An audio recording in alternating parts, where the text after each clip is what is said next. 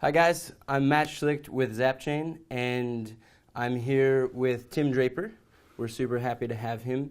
Founder of DFJ, they've invested in more companies than I can count, and Draper Associates. And he is headmaster at Draper University. Welcome to the Bitcoin course. Great, thanks for having me here. Yeah, we're super excited. We think that you can enlighten the millions of people that are watching us right now. Terrific. All right, millions of people. Hi, guys. So do you want to talk a little bit about DFJ or Draper University? Sure. DFJ is in the venture capital business, and Draper Associates does more early stage investing. And I've always been focused on that entrepreneur and what an entrepreneur can do for all of us. And I'm always looking for new technologies and new ways for people to operate, because then we can progress as a society, and very exciting. And I started Draper University of Heroes to encourage people to become entrepreneurs and to see if entrepreneurship could be taught. And it turns out it can.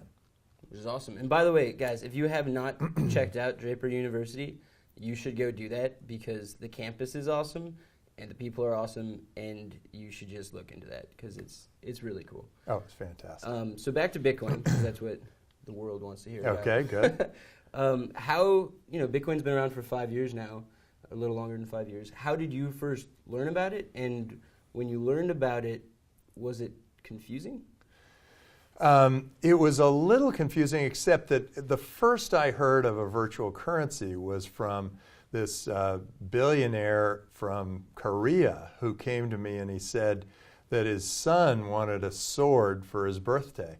And this was 7 years ago. It's a good birthday present. And it was a sword, and I said, well, that's great. And he said, no, a virtual sword, so that he could play in this game. And he said, and I'm playing in this game, and I have to work during the day, so that I've hired somebody to be my avatar during the day, and then I take over at night, because you build more and more value over time. Right. So they were in Korea. They were living in this virtual world for a long time, and it got to be a very important part of their society. So I was very familiar with virtual currencies. So Bitcoin, to me, at the beginning, felt like just another virtual currency.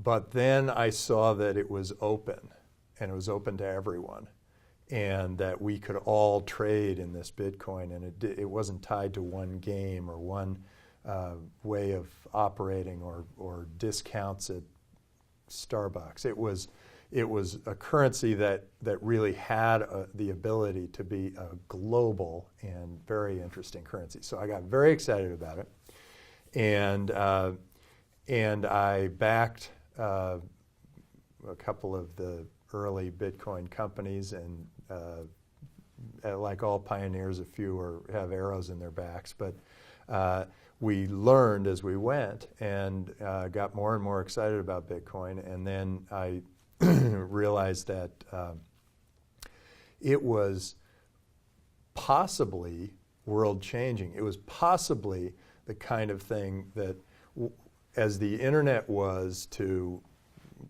communications and information, Bitcoin could be for commerce and business, and commerce and finance.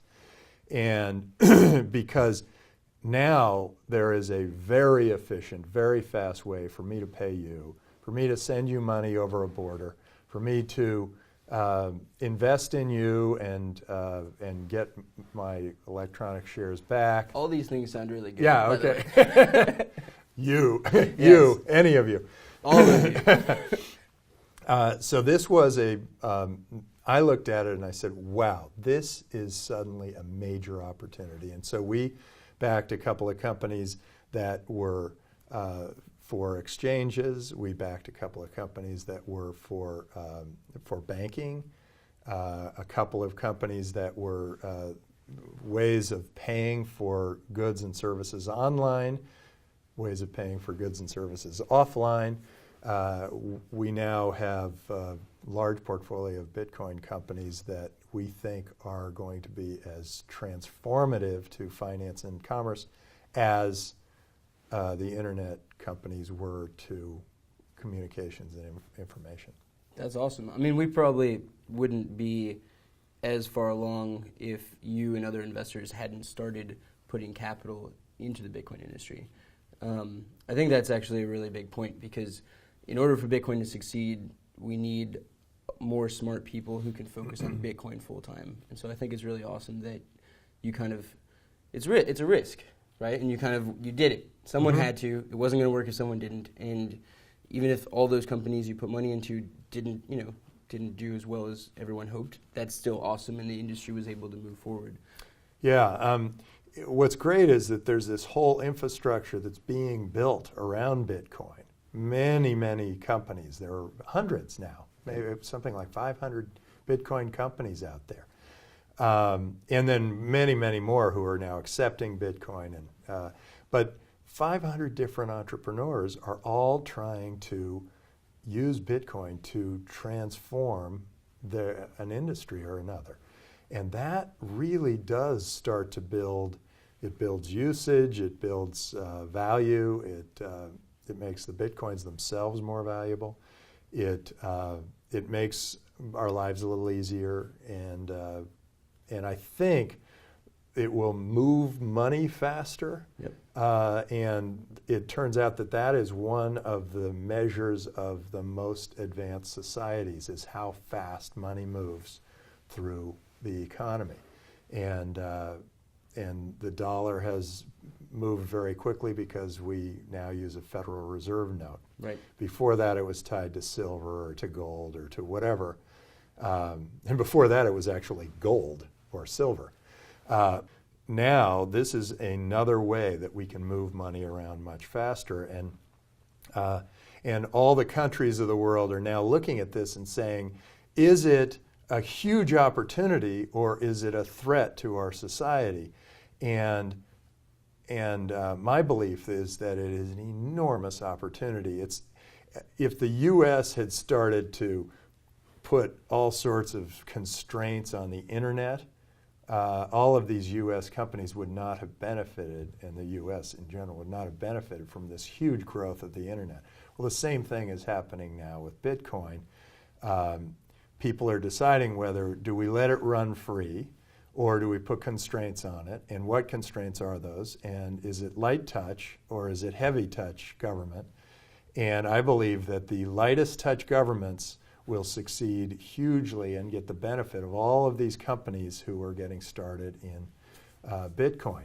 Now, it's interesting that in Korea, this place where they started with these virtual currencies, they are the most open to Bitcoin. And now we've made 2 investments in Bitcoin companies in Korea, CoinPlug and Corbit. Nice. And we're very happy about those. And I believe that we will continue to make those investments in those countries that are the most accepting of Bitcoin, whether it's the government or the people. In the case of Argentina, we have a company called Pagos in Argentina, and that's because they have a national currency, their peso, that just keeps collapsing. Right. And if you have a currency that keeps collapsing because you're just printing more money, then no one trusts that currency, and they can't create any kind of stored value in that currency. They know that that currency is the one that you have to get rid of as quickly as possible. Bitcoin is a great place to put some stored value, and so Bitpagos is making it so that people can make transactions through Bitcoin rather than through Argentinian pesos. Right, and I think that's a really good point, because probably a lot of people that are watching, they may have heard of Bitcoin and they think, oh, this is some virtual currency. Like, they're still back what you first heard about when the sword, right? You're like, oh, this is for like a video game. Right. But no, like, there's actual people in the world that don't have a stable local currency, and Bitcoin can actually have a huge impact on their lives. Like, take away all the other, amazing and awesome things that Bitcoin can do and can like move us forward. Like, that alone is, I think that's pretty huge and pretty important for people to realize. I think there's another major feature of Bitcoin, and that is we pay 2.5% to 5% on credit cards, every credit card transaction. So every time I buy something from you, every time you buy something from me, anytime we go to the store, we're paying the credit card companies, and that creates more friction to commerce. With Bitcoin, there are ways of going and making those transactions without paying the credit card companies. Right.